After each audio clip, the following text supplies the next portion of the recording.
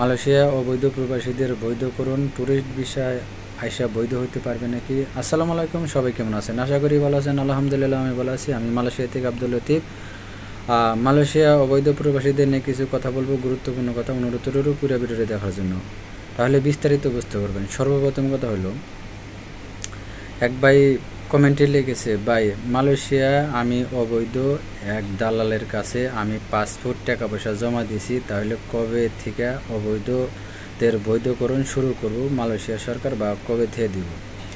এই নিয়ে যদি একটু কথা বলতেন।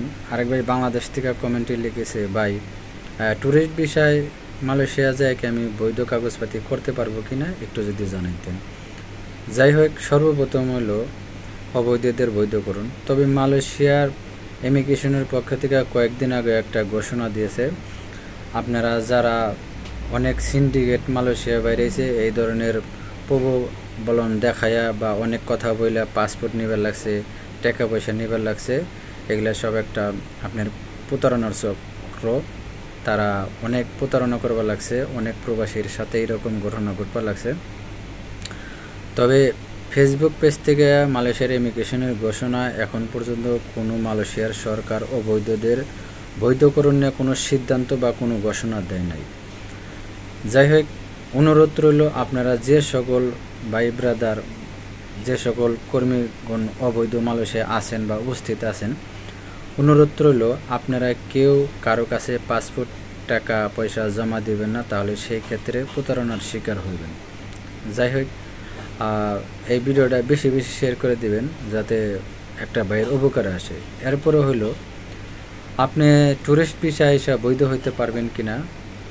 তবে ভাই অবশ্যই আপনি মালয়েশিয়া আইসা বৈধ হইতে পারবেন ট্যুরিস্ট ভিসায়। তবে আপনি আসার সাথে সাথেই যে বৈধ হইতে পারবেন এমনটা না। আপনি অপেক্ষা করা লাগবে কবে মালয়েশিয়া সরকার অবৈধদের বৈধকরণ করার সুযোগ দিব, সেই সময় আপনি বৈধ হইতে পারবেন।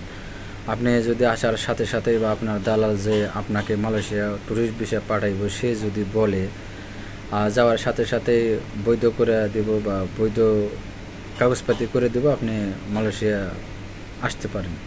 তবে এই ধরনের কথা যদি বলে থাকে, তাহলে সেটা মিথ্যা কথা, কখনোই সম্ভব না।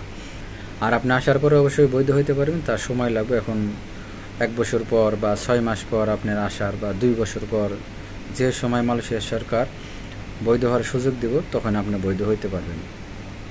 আবার এই ক্ষেত্রে দেখা গেছে অনেক প্রসেসিংয়ে বৈধ হওয়ার সুযোগ দেয় মালয়েশিয়া সরকার। যদি আপনার যে প্রসেসিংয়ে দেব, ওই প্রসেসিংয়ের মধ্যে যদি আপনি থাকেন, তাহলে আপনি বৈধ হইতে পারবেন। যেমন 2022-এ যে অবৈধদের বৈধ হওয়ার সুযোগ দিয়েছিল মালয়েশিয়ার সরকার, 23-এ সেটা এসে শেষ দিছিল সময় বাড়াইয়া। তবে ওই জায়গায় উল্লেখ করা ছিল 23-এ যাদের ভিসা মাতে হয়েছে তারা কখনোই বৈধ হইতে পারবে না। তবে এমনটা যদি আপনার ওই জায়গায় লেখা থাকে বলে, যাদের কোনো রেকর্ড নাই শুধু তারাই বৈধ হইতে পারবো, আর যাদের রেকর্ড আছে বা ব্যাক রেকর্ড আছে, ব্ল্যাক লিস্ট আছে, তারা হইতে পারবো না। তাহলে সেই ক্ষেত্রে দেখা যাচ্ছে আপনার যদি কোনো ব্ল্যাক লিস্ট থাকে বা কোনো সমস্যা থাকে, তাহলে সেক্ষেত্রে আপনি হয়তো বৈধ হইতে পারবেন না বা না হইতে পারেন। যাই হোক, ভিডিওটা দেখার পরে যদি ভালো লাগে অবশ্যই চ্যানেলটা সাবস্ক্রাইব করে দেবেন, পাশে থাকা বেল আইকন অন করে রাখবেন। পেজ থেকে দেখলে পেজটা ফলো দিয়ে বেশি বেশি শেয়ার করে সবাইকে দেখার সুযোগ করে দেবেন। আর আপনার মতামত অবশ্যই কমেন্টে জানাবেন। সবাই ভালো থাকবেন, সুস্থ থাকবেন। দেখা হবে না কোনো নতুন ভিডিওতে। আল্লাহ হাফেজ।